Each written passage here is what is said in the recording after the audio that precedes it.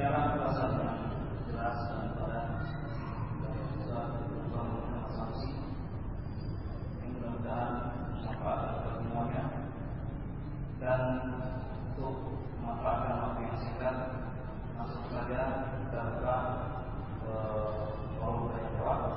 Dan untuk sesi pertama akan dibuka dua pertanyaan.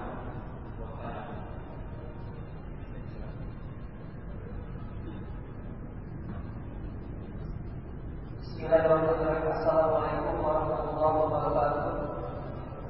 Ini Pak Ustaz, sebenarnya penyampaian terkait saya terpanggil untuk bisa menyampaikan yang telah saya dapatkan informasi. Ternyata saya mendapatkan informasi melalui media umat Islam, di mana ternyata teroris yang terjadi pada saat ini yang namanya pembohongan di Jebel segala macam itu tidak luput dari adanya yang saya tahu informasi benar ya, itu ternyata intelijen dari Amerika Serikat sama CIA bermain di sana. Dan kenapa demikian? Karena intelijen itu memasukkan orang Mesir yang bernama Ali Muhammad itu untuk diskusi di sana. Sehingga pemikiran umat Islam, pemikiran umat Islam yang ingin memperjuangkan Islam secara benar, secara apa gitu. Sehingga diselamatkan oleh mereka. Sehingga mereka yang orang yang ingin memperjuangkan Islam dan ingin memperjuangkan syariat Islam itu seolah-olah dilakukan dengan radikalisme dalam kata-kata seperti itu. Jadi itulah yang bisa saya informasikan ke teman-teman semua, saudara mahasiswa. Ternyata di balik itu semua ada rekayasa yang sangat besar untuk bisa hidup umat Islam itu sendiri, sehingga memecah belahkan umat Islam. Yang kedua, kita juga yang tadi penjelasan pemahaman yang saya berikan. Yang kedua, saya ingin bertanya kepada Pak Ustaz mengenai tentang Imam Mahdi. Apakah mengenai tentang Imam Mahdi ini itu adalah khalifah Ibrahim ini? Tadi dijelaskan dalam hadis Sumpah Allah hadis kedua. Sumpah Allah hadis kedua. Di mana nanti ada mengikuti metode penabian yang akan meliputi seluruh alam di dalam ada seorang khalifah di tahun ini. Demikian pertanyaan dari saya. Assalamualaikum warahmatullahi wabarakatuh.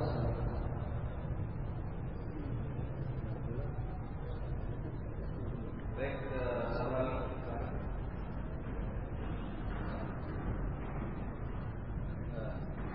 Pertanyaannya singkat. Ya, sebenarnya saya mau terkait dengan penjelasan Ustaz yang cukup luar biasa ya, tentang salah jihad.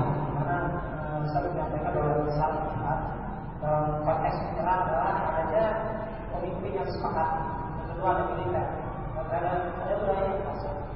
Saat ini umat Islam tidak itu, artinya berpecah-pecah dalam berbagai macam negara. Bukan sampai tahap seperti itu kan tidak mungkin. Artinya bahwa kita melihat saudara kita yang ada di Palestina, yang Afghanistan, Iran, mereka serang. Apakah harus seperti itu? Tentu tidak satu. Terakhir yang kedua tentang Hussein.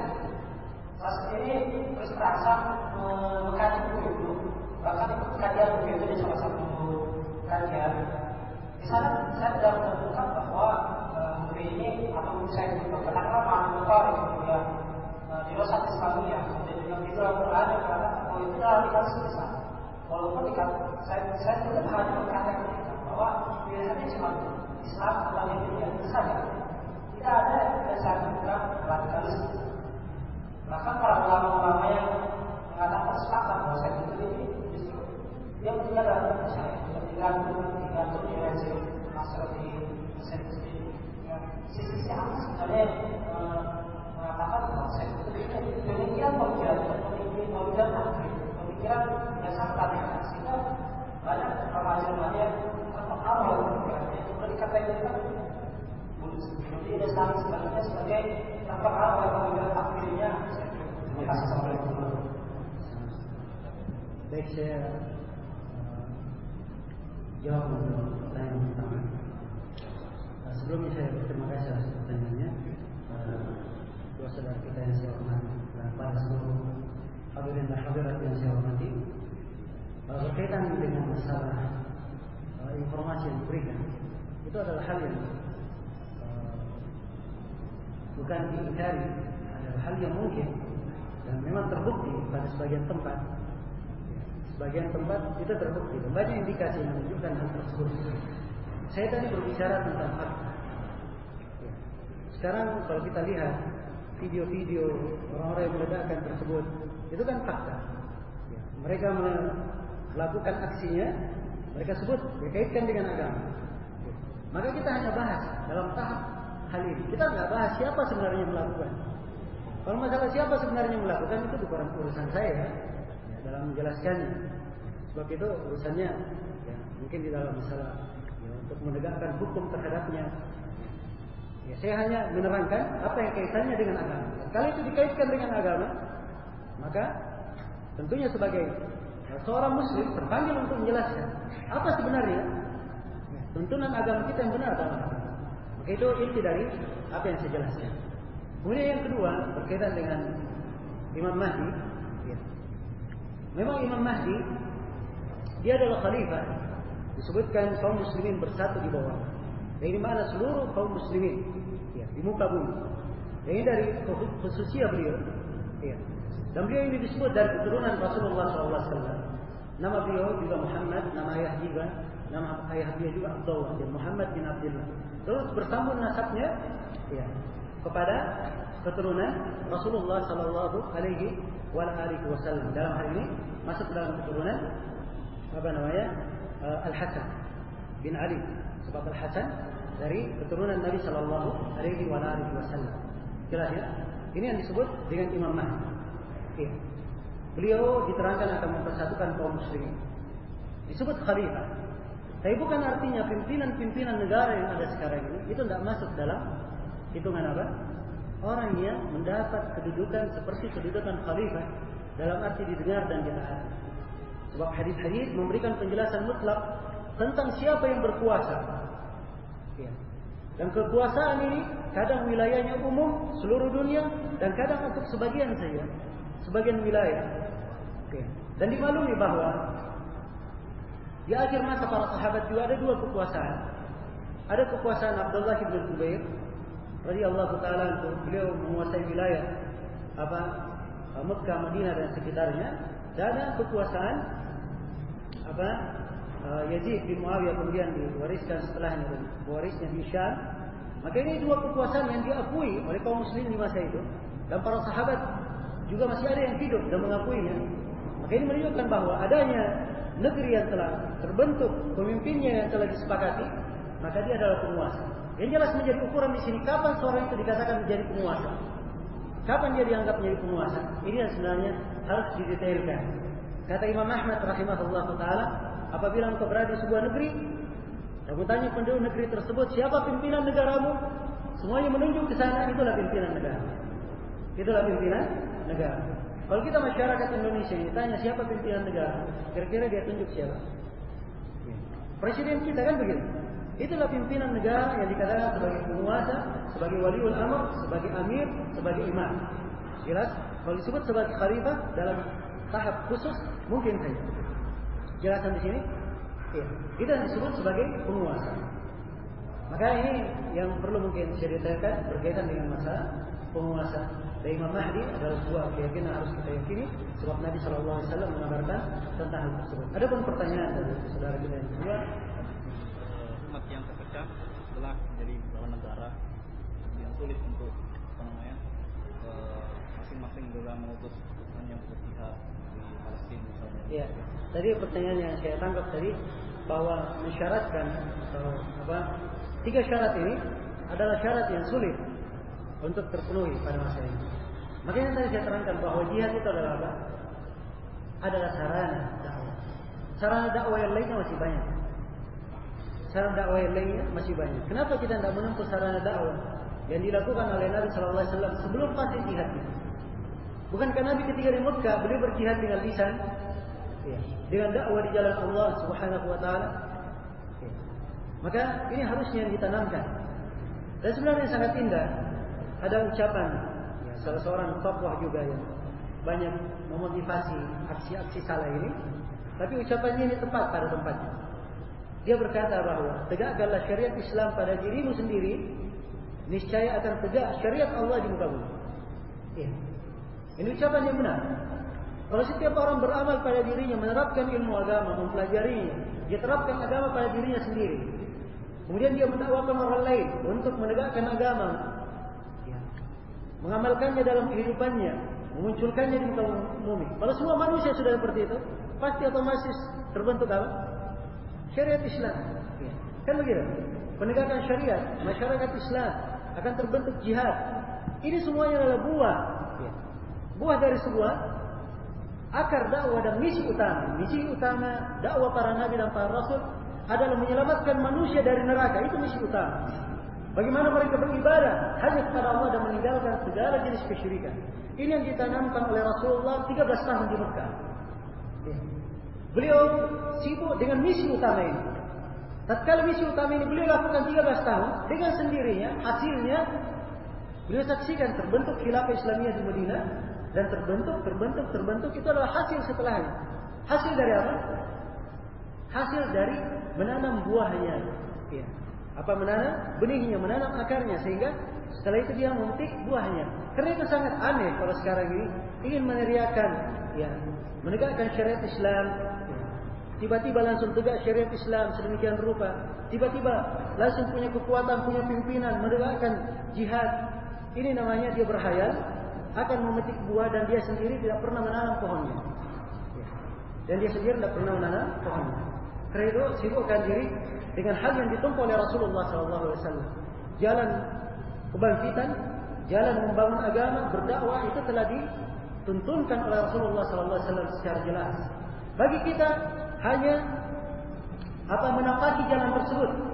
Kapan kita menapaki jalan tersebut? Di atas tilas yang telah digambarkan oleh Nabi SAW. Maka pasti kita akan mendapatkan kejayaan seperti yang didapatkan oleh Rasulullah SAW dan para sahabatnya. Apakah itu kita saksikan dalam masa dekat atau di akhir umur kita? Paling tidak keturunan kita akan merasakannya. Ya. Dan tidak perlu seorang itu tergesa menuai hasil dan melihat hasil. Ya. Sebab kita dituntut, ya, untuk berjalan di atas dasar agama. Karena itu ketika para sahabat mengalami siksaan, gangguan, ujian, cobaan di Mekah, mereka datang kepada Nabi mengeluh. Nabi mengingatkan, kata beliau, demi Allah, wallahi la yutimmanna Allahu hadzal amr. Demi Allah, Allah akan menyempurnakan agama ini, menyempurnakan kenikmatan untuk umat Islam. Sampai seorang yang berkendaraan dari negeri ini ke negeri ini, dia tidak akan takut sama sekali di jalan, penuh dengan keamanan. Nabi berkata kepada para sahabat apa? Kata beliau, walakinnakum tasta'jilun. Tapi kalian ini adalah kaum yang terlalu tergesa-gesa. Ya, terlalu tergesa-gesa. Ya. Sangat tergesa-gesa ingin menuai hasil, ya. Ingin menuai hasil, ingin melihat buah dari perbuatannya, tidak. Ini tidak boleh dilakukan oleh seorang hamba. Wajibannya dia menempuh jalan agama. Dia di atas rel, maka itu sudah cukup baginya. Dia sudah bisa bertanggungjawabkan di depan Allah Subhanahu Wa Taala. Ya. Walaupun dia menjawab seruannya hanya 1-2 orang, bukan kekalahan itu. Bukankah para nabi dan para rasul ada yang datang pada hari kiamat, pengikutnya cuma 3-9, ada yang cuma 3 orang, 2-3 orang, ada yang tidak ada pengikutnya sama sekali. Apakah kalah para nabi dan para rasul ini? Apakah mereka tidak berhasil dalam menjalankan perintah Allah? Jawabannya tidak. Mereka sudah berada di atas syariat. Namun demikianlah tuntunan seorang harus bersabar di atas tuntunan agama Allah Subhanahu Wa Taala. Iya. Ya, tentang berkaitan dengan masalah kutub, sebenarnya saya menulis sebuah buku, ya, dalam 440 halaman yang cetakan pertama dengan judul Meraih Kemuliaan Melalui Jihad, bukan penistaan. Ya. Saya sebutkan di bab kedua atau di bab ketiga sebab-sebab munculnya terorisme, dan saya berikan bukti-bukti, ya, dari gerakan terselubung yang ingin memunculkan aksi-aksi peledakan dari 4 fase yang mereka lakukan. Yang pertama, mereka mencela para ulama yang lain di dalam buku-buku. Kemudian setelah itu mereka jauhkan umat dari para penguasanya yang menjelekkan penguasa di atas mimbar dan seterusnya. Setelah itu pemahaman pengkafiran. Kemudian setelah itu memuji aksi-aksi keledakan.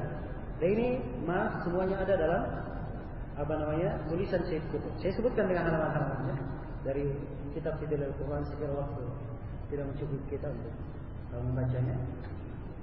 Kemudian saya sarankan untuk saudara kita yang bertanya untuk membacanya. Ya, semoga Allah Subhanahu wa taala memberikan taufik dan inayah kepada kita semua. Wallahu a'lam. Baik, kita masuk ke sesi untuk 2 pertanyaan. Silakan yang ada yang bertanya.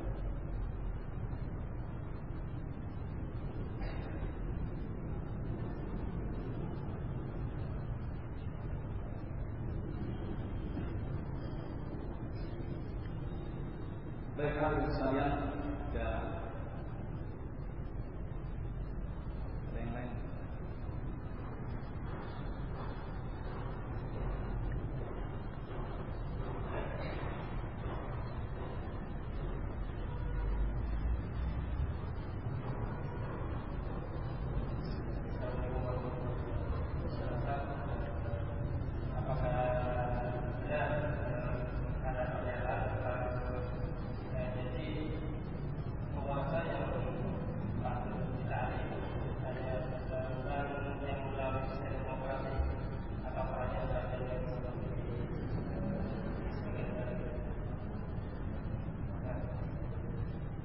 Baik, saya berterima kasih pertanyaannya. Ini termasuk rancuan yang mulai disebarkan di akhir-akhir ini.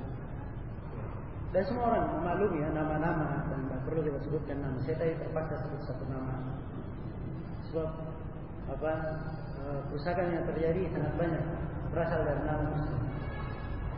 Yang jelas tentang masalah apa yang mereka katakan bahwa hadits-hadits yang menjelaskan wajib mendengar dan taat kepada penguasa, itu katanya adalah penguasa yang resmi saja. Dalam artian diangkat secara syariat Islam, kemudian penguasa yang menerapkan hukum Islam.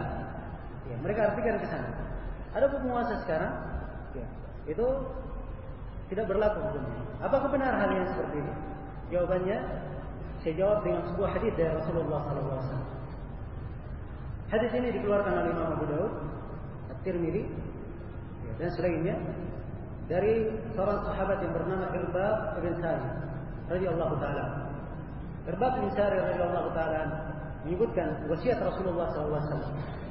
Dan ini wasiat yang mendalam sampai Irbad bin Sari berkata, "Wa abana Rasulullah SAW mau'izatan balighah, darafat minha al-uyun, wajilat minha al-qulub, darafat minha al-uyun."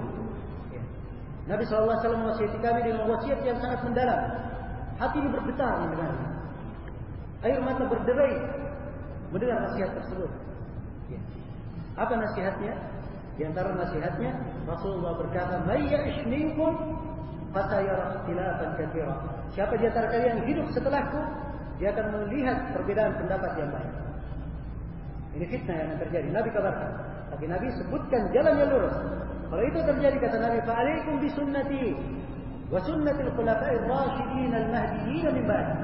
Maka hendaknya kalian berpegang dengan sunnahku dan sunnah para khulafa'ir rasyidin yang mendapat petunjuk setelah. Abdu alaihi bin nawajid, gigit sunnah tersebut dengan gigi geraham kalian. Kemudian kata Nabi sallallahu alaihi wasallam menjelaskan tentang ketaatan. Kata beliau, "Wasma'u wa athi'u." Dengarlah kalian dan taatlah kalian. Wa in ta'ammara 'alaikum 'abdun habasyi. Walaupun yang menjadi pemimpin atas kalian adalah seorang budak Habasyi. Sebuah riwayat mengatakan muqatta'al atraf, ya terputus terpotong-potong ujung-ujungnya. Maksudnya dia cacat, telinganya terpotong, tangannya terpotong. Ini kira-kira budak Habasyi cacat, syarat penguasa terkumpul padanya atau tidak? Ini tidak memenuhi syarat penguasa. Dan perhatikan kalimat ta'ammara. Ta'ammara itu dia berkuasa dengan kekuatannya. Ya. Berkuasa dengan apa? Kekuatannya, dia melakukan kudeta berkuasa. Perhatikan. Nabi perintah untuk dengar dan taat tatkala dia sudah menjadi apa? Sudah resmi menjadi penguasa. Sudah resmi menjadi penguasa. Walaupun cara dia menjadi penguasa tidak syar'i. Tapi Nabi perintah untuk mendengar dan taat tatkala dia sudah resmi menjadi apa? Penguasa. Sebab maksud umum dari penguasa itu adalah mengumpulkan hati manusia di atas satu hati. pemimpin mereka cuma satu, ya, menyebabkan darah kaum muslimin terjaga, tercipta keamanan dengan adanya satu apa? Satu penguasa. Karena itu kata sejumlah para ulama ahli hikmah, mereka mengatakan 60 tahun dengan penguasa zalim itu lebih baik daripada satu hari tanpa penguasa.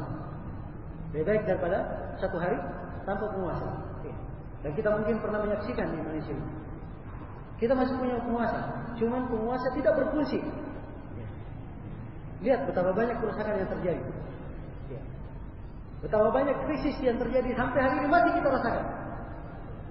Masih kita rasakan. Ini karena keluar dari tuntunan Rasulullah SAW. Andai kata mereka bersabar, tidak akan terjadi hal tersebut. Dan perintah Nabi SAW bersabar ketika terjadi penguasa yang zalim.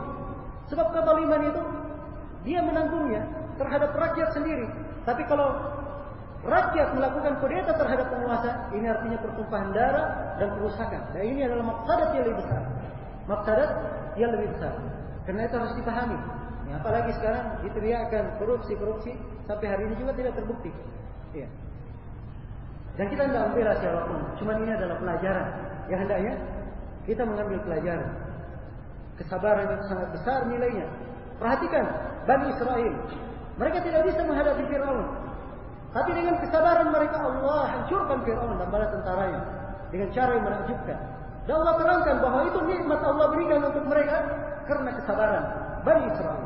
Allah menyatakan wa tammat kalimatu rabbikal husna ala Bani Israel bima sabaru. Dan telah sempurna kalimat Rabbmu yang maha baik untuk Bani Israel karena kesabaran mereka. Ya. Kesabaran itu mendatangkan hasil. Maka ini saya kira satu hadis dan banyak lagi hadis yang lain. Ya. Hadis yang lain menjelaskannya. Ya. Menjelaskan tentang penguasa. Yang diinginkan dengan penguasa, dia naik dengan syah maupun tidak syah saja dia sudah jadi penguasa, maka dia wajib didengar dan ditaati. Karena itu para ulama sepakat bahwa seorang syah menjadi penguasa dengan salah satu dari 3 kriteria. Yang pertama, dia dipilih oleh ahlul halli wal aqd. Sebagaimana Abu Bakar dipilih oleh para sahabat yang di bawah sakita saja. Ya, setelah sahabat yang di bawah pohon kurma ini memilihnya, seluruh sahabat yang lainnya membaiat Abu Bakar radhiyallahu taala. Dan sebagaimana Utsman bin Affan dipilih oleh hanya 6 orang anggota syura yang dipesankan oleh Umar bin Khattab radhiyallahu taala. Cara yang kedua, dia dipilih, dia menjadi penguasa dengan pelimpahan kekuasaan, dengan wilayatul ahad. Wilayatul ahad. Ini sekarang yang orang-orang sebut dengan nama sistem kerajaan. Ya. Ada pewarisan kekuasaan. Sebab Umar bin Khattab radhiyallahu taala anhu menjadi khalifah sebab Abu Bakar melimpahkan kekuasaan kepada Umar. Abu Bakar menyatakan bahwa Umar adalah pengganti saya setelah saya meninggal. Maka setelah itu Syah Umar bin Khattab radhiyallahu taala anhu sebagai penguasa dan seluruh para sahabat membaiatnya. Tidak ada silang pendapat. Cara yang ketiga dia sah sebagai penguasa apabila ada yang naik dengan cara yang tidak resmi. Dengan cara kudeta, penggulingan kekuasaan, dia telah berhasil menjadi penguasa. Maka sepanjang dia telah berhasil menjadi penguasa, maka dia sudah syah sebagai penguasa. Dan ini terjadi di masa pemerintahan Abdullah bin Zubair ketika beliau digulingkan oleh Marwan bin Abdul Malik. Ya. Dan Marwan kemudian menguasai seluruh wilayah yang dikuasai oleh Abdullah bin Zubair. Maka para sahabat yang masih hidup di masa itu, Ibnu Umar, Ibnu Abbas dan selainnya membaiat Marwan bin Abdul Malik. Dan syahlah hal tersebut sebagai bentuk kekuasaan. Maka ini 3 cara disepakati oleh para ulama, disebut di dalam buku-buku ahli sunnah. Dan alhamdulillah seluruh tuntunan agama kita adalah jelas. Dan mungkin yang saya bisa sampaikan, dan sekali lagi saya mohon maaf atas segala macam kekurangan. Wallahu taala. Demikianlah apa yang disampaikan oleh